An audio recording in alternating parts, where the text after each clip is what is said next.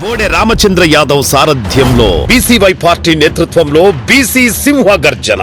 BC రక్షణ చట్టం అమలు, రాజధానిలో బీసీలకు 1000 ఎకరాల భూ కేటాయింపులు, బీసీ కార్పొరేషన్లకు నిధులు, సమగ్ర కులగణనతో విద్యా, ఉద్యోగ, ఉపాధి, చట్టసభల్లో 44% రిజర్వేషన్లు ప్రధాన ఎజెండాగా ఈ నెల 22న విజయవాడ గుంటూరు హైవే నాగార్జున యూనివర్సిటీకి ఎదురుగా జరగనుంది. ఈ చారిత్రాత్మక ఘట్టంలో భాగస్వాములు కావడానికి బీసీ సోదర సోదరీమణులందరినీ సాదరంగా ఆహ్వానిస్తున్నాం. కదలిరండి, మన ఐక్యతను చాటుదాం. కర్నూలు జిల్లా పత్తికొండ నియోజకవర్గం వెల్దుర్తికి చెందినటువంటి పునర్విక ఒక అరుదైన వ్యాధితో బాధపడుతోంది. SMA1 అనే వ్యాధితో బాధపడుతోంది. దీనికి సంబంధించినటువంటి అరుదైన వ్యాధి కాబట్టి దీనికి సంబంధించి దాదాపుగా ఒక ఇంజెక్షన్ వేయడానికి 16 కోట్ల రూపాయలు అవుతుందని చెప్పేసి కూడా వైద్యులు ఇప్పటికే చెప్పారు. నేపథ్యంలో కూడా తల్లిదండ్రులు ఒకంత ఆందోళనలో ఉన్నారు. ఈ వైద్యంకి ఖర్చు కోసం ఏ విధంగానైనా ప్రభుత్వం కానీ ప్రజలు కానీ సహాయం చేయాలని చెప్పేసి కూడా వారు ప్రయత్నాలు చేస్తూ ఉన్నారు. ప్రస్తుతం మనం పునర్విక దగ్గర ఉన్నాం. చూడొచ్చు, చిన్నారి మంచానికే పరిమితమైనటువంటి పరిస్థితి. యాక్టివ్గా ఉన్నప్పటికీ కూడా కాళ్ళు నడవలేని పరిస్థితి, చాలా ఇబ్బందికరంగా ఉంటుంది. యాక్టివ్గా ఉంటుంది అంటే 2 ఏళ్ల లోపుగా మనకు ఏదైతే ఇంజెక్షన్ ఉంటుందో ఇది అరుదుగా, అంటే మన దేశంలో ఇక్కడ లభించదు, ఇతర దేశాల నుంచి ఆ ఇంజెక్షన్ని తెప్పించాల్సి ఉంటుంది. ఆ ఇంజెక్షన్ తెప్పించిన తర్వాత పాపకు 1.5 ఇయర్ లోపు వేస్తే పూర్తి స్థాయిలో ఆ పాప కోలుకునేటువంటి, అంటే చక్కగా నడిచేటువంటి అవకాశం ఉంటుంది. ప్రస్తుతం ఎంతో యాక్టివ్గా ఉంటుంది. చిరునవ్వుతో కూడా తల్లిదండ్రులను పలకరిస్తూ ఉన్నటువంటి చిన్నారి ప్రస్తుతం బెడ్కే పరిమితమైంది. కేవలం ఈ నరాల వ్యాధి ఏదైతే ఉందో ఇది అరుదుగా, అంటే కోటిలో ఒకరికి ఉంటుంది. అయితే గడిచిన పుట్టుకతోనే 3.5 కేజీలతోటి పునర్విక జన్మించిందని చెప్పవచ్చు. ఎలాంటి సమస్య లేదు అనుకున్న సమయానికి ఒక 4 ఏళ్ల తర్వాత ఈ అరుదైన వ్యాధి ఉందని చెప్పి వైద్యులు నిర్ధారించారు. చాలామంది ఆపన్న హస్తాల కోసం ఎదురు చూసినటువంటి పరిస్థితి. ఎందుకంటే యాక్చువల్గా 16 కోట్లు అంటే చాలా ఇబ్బందికరమైనటువంటి పరిస్థితులు ఉంటాయి. కాబట్టి మనతో పాటు పునర్విక తల్లిదండ్రులు ఉన్నారు, వారితో మాట్లాడే ప్రయత్నం చేద్దాం. చెప్పండి బ్రదర్, ఎప్పుడు పునర్వికకు ఈ విధంగా వ్యాధి ఉందని ఎప్పుడు గుర్తించారు? నమస్తే అండి, నా పేరు సురేష్ కుమార్. పాపకు వచ్చేసి పాప పుట్టినప్పుడు 3.5 కేజీ వెయిట్ ఉంది, బాగుంది, హెల్తీగా ఉందని చెప్పేసి అనుకున్నాము. దాదాపు 5 మంత్స్ తర్వాత ఇలా కొంచెం ఇబ్బందిగా అనిపించింది, దాని మూమెంట్ సరిగా లేవు అని చెప్పేసి కర్నూలుకి వెళ్ళాము. కానీ ఫ్యూచర్లో వస్తుంది, గ్రోత్ ఉంటుంది లేండి అని చెప్పి అనుకున్నాం. కానీ డాక్టర్స్ కూడా చూసి ఎందుకైనా మంచిది ఒక టెస్ట్ చేయించుకోండి అని చెప్పి చెప్పారు. చేయించుకుంటే SMA type 1 అని చెప్పేసి జెనెటిక్ ప్రాబ్లం అని బయటపడింది అని అన్నారు. మరి ఎలా సార్ ఏంటి అని చెప్పినట్టు, మీరు హైదరాబాద్కి వెళ్ళండి, అక్కడ చూస్తారంటే మేము రెయిన్బో హాస్పిటల్లో చూయించుకుంటున్నాం పాపకు.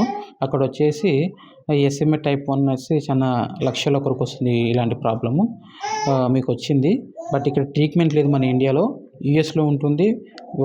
ఒక కాస్ట్ ఇంజెక్షన్, అంటే ఒక ఇంజెక్షనే 2 నెలల్లో వేపియాలి, అది వేపిస్తే సెట్ అవుతుంది అన్నారు.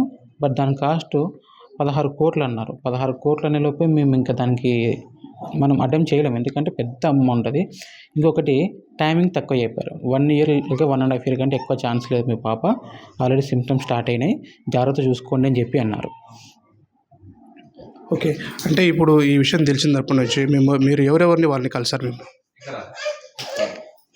మేము వచ్చేసి ఇలా తెలిసిన తర్వాత అన్ని విధాలుగా ఎలాగైనా ముందుకెళ్ళాలి, గవర్నమెంట్ దృష్టికి తీసుకెళ్ళాలని చెప్పేసి మేము మా లోకల్ ఎమ్మెల్యే గారికి, మా మంత్రి భరత్ గారికి ఇలా ఇన్ఫామ్ చేసాము. సార్ తరపున వాళ్ళు ఒక లెటర్ ప్యాడ్స్ ఇస్తే మేము తీసుకెళ్ళి నారా చంద్రబాబు నాయుడు సార్ని కలిసాము, సీఎం సార్ని కలిసాము. కలిసిన తర్వాత సార్ ఉండి చేద్దామని చెప్పి అన్నారు. మేము కలిసి దగ్గర నెలన్నర అవుతుంది, ఇంకా రెస్పాండ్ రాలేదండి. అలాగే రీసెంట్గా మేము హెల్త్ మినిస్టర్ సార్ని కూడా కలిసాము, సార్ కూడా చేద్దామని చెప్పి అన్నారు. ఏ విధంగా అయినా కానీ ముందుకొచ్చి ఖచ్చితంగా మా పాపను మీరు కాపాడాలి, అదే మేము సార్ కోరుకుంటుంది మా వైఫ్. మీ ఒక అరుదైన వ్యాధి ఉందని మీకు ఫస్ట్లో తెలియదు, వైద్యులు చెప్పిన తర్వాత మీకు ఏమనిపించిందమ్మా? వైద్యులు చెప్పిన తర్వాత ఇలాంటిది ఒకటి ఉంటుందని కూడా మాకు కూడా ఎంతవరకు తెలియదు సార్. ఈ మేము ఎప్పుడు చూడలేదు, మా ఇంట్లో కూడా ఎవరికి రాలేదు, ఎక్కడ వినలేదు. ఫస్ట్ ఆఫ్ ఆల్ నేను కూడా మా పాపకి చెప్పిన తర్వాత విన్న తర్వాత మేము షాక్ అయిపోయినాం. అది కూడా ఎందుకంటే SMA type 1 రేర్ డిసీజ్, ఇది లక్షల్లో ఒకరికే వస్తుంది. దీనికి మెడిసిన్ వచ్చేసి ఫారిన్ కంట్రీస్లో ఉంటుంది, అది కూడా 16 crores అని చెప్పేశారు సార్. ఇంకా మేము చాలా షాక్లో ఉండిపోయాము. ఆ ఇంజెక్షన్ పేరు వచ్చేసి జోల్జెస్మా. ఖచ్చితంగా పాపకి 2 years లోపలనే ఇచ్చేసుకోవాలి సార్, అప్పుడు పాప మాకు బతుకుతుంది, ఖచ్చితంగా బతుకుతుంది అని చెప్పేశారు సార్. సరే, ఈ విషయం అంతా అందరికీ తెలిసింది. ఈరోజు పబ్లిక్ కావచ్చు, కొంతమంది స్వచ్ఛంద సంస్థలు కావచ్చు మీకోసం ఒక ప్రయత్నం చేస్తూ ఉన్నారు. అదేవిధంగా ప్రభుత్వాల నుంచి ఎలాంటి సపోర్ట్ వస్తుంది? ఈరోజు రాష్ట్ర ప్రభుత్వం కలిశారు, ఎలాంటి స్పందన ఉందమ్మా వారి దగ్గర నుంచి? మేమైతే ప్రభుత్వాన్ని కలిసాం సార్. వాళ్ళైతే చేస్తామన్నారు. వాళ్ళ ప్రయత్నం వాళ్ళు చేస్తూ ఉండొచ్చేమో, మాకు తెలియకపోవచ్చు. వచ్చి మాకు స్పందించి మా పాపకి వాళ్ళు ఇంజెక్షన్ ఇప్పిస్తే చాలా సంతోషంగా ఉంటుంది సార్. అలాగే మా కోసం సోషల్ మీడియాలో చాలామంది ఇన్‌ఫ్లుయర్స్ అందరూ మా పాప కోసం చాలా ప్రయత్నిస్తున్నారు సార్. అసలు ఎవ్వరు కూడా ప్రతి ఒక్క సోషల్ మీడియాలో మా పాప తప్పితే వేరేది ఏది రీల్ కనపడట్లేదు సార్. చాలా చాలా థ్యాంక్ యూ సార్. చాలామంది పోరాడుతున్నారు సార్ మా పాప కోసం. అలాగే గవర్నమెంట్ కూడా ఇలాగే ముందుకొచ్చి మా పాపని కాపాడాలని కోరుకుంటున్నాం సార్. అంటే ముఖ్యంగా ఇప్పటివరకు మనం చూసుకుంటే 11 నెలల పాపకి అంటే రోజులు చూస్తే గడిచిపోయేటువంటి పరిస్థితి. టైం చాలా దగ్గర పడుతూ ఉంది. ఫాస్ట్‌గా ప్రభుత్వాల నుంచి రెస్పాన్స్ రావాల్సిన అవసరం ఉంది. అది రాష్ట్ర ప్రభుత్వం నుంచి వస్తుందా లేకపోతే కేంద్రం నుంచి వస్తుందా అనేది తెలియదు. పవన్ కళ్యాణ్ గారిని వారిని ఏమైనా కలవాలని ఏమైనా అనుకున్నారా? మేమొచ్చేసి లాస్ట్ వీక్ 10 డేస్ బ్యాక్ మేము మంగళగిరికి వెళ్ళినప్పుడు టీడీపీ పార్టీ ఆఫీస్కి వెళ్ళాం సార్. అలా ఏంటి ప్రాసెస్ ఎంతవరకు వచ్చిందని చెప్పేసి అక్కడ ఎంక్వైరీ చేసిన తర్వాత జనసేన పార్టీ ఆఫీస్కి కూడా వెళ్ళాము. సార్ కోసం వెళ్తే సార్ అక్కడ లేరు. కానీ జనవాణిలో మేము సబ్మిట్ చేసాం సార్. ఖచ్చితంగా ఒక్కరి వల్ల అయ్యేది కాదు, అందరు సపోర్ట్ చేయాలని చెప్పేసి మేము అక్కడ రిక్వెస్ట్ చేశాము. ఇది పూర్తి స్థాయిలో చిన్నారికి 1.5 సంవత్సరం పూర్తి స్థాయిలో 1.5 సంవత్సరంకి పూర్తి స్థాయిలో ఇంజెక్షన్ అనేది వేయాలి ఖచ్చితంగా.